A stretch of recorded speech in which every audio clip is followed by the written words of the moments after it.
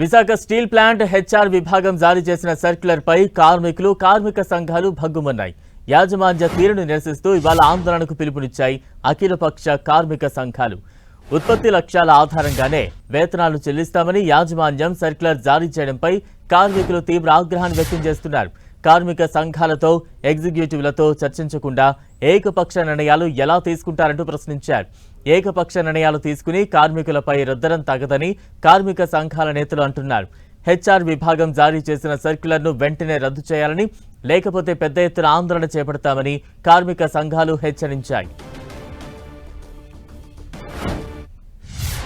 ఈరోజు యాజమాన్యం ఇచ్చిన సర్క్యులర్ చూస్తూ ఉంటే ఒకంత ఆశ్చర్యానికి, ఒకంత యాజమాన్యం ప్రభుత్వం తాలూ ఖండకావరంగా చూపిస్తూ ఉంది.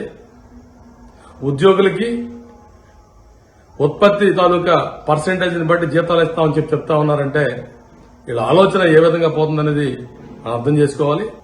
హెచ్ఓడిని సస్పెండ్ చేస్తారు, ఉద్యోగులు షోకాజ్ నోట్లు ఇస్తారు, డిపార్ట్మెంట్ జీఎంలు సస్పెండ్ చేస్తారు, ట్రాన్స్ఫర్లు చేస్తారు, లెటర్లు ఇచ్చి భయపెట్టి బతుకుదాం అనుకుంటాం. మీరు ఇచ్చిన కమిట్మెంట్స్ పూర్తి కాకపోతే ఉద్యోగుల మీద యాక్షన్ తీసుకుంటారు, ఉద్యోగులు పట్టగొడతారు, ఉద్యోగులు జీతాలు తెస్తారు.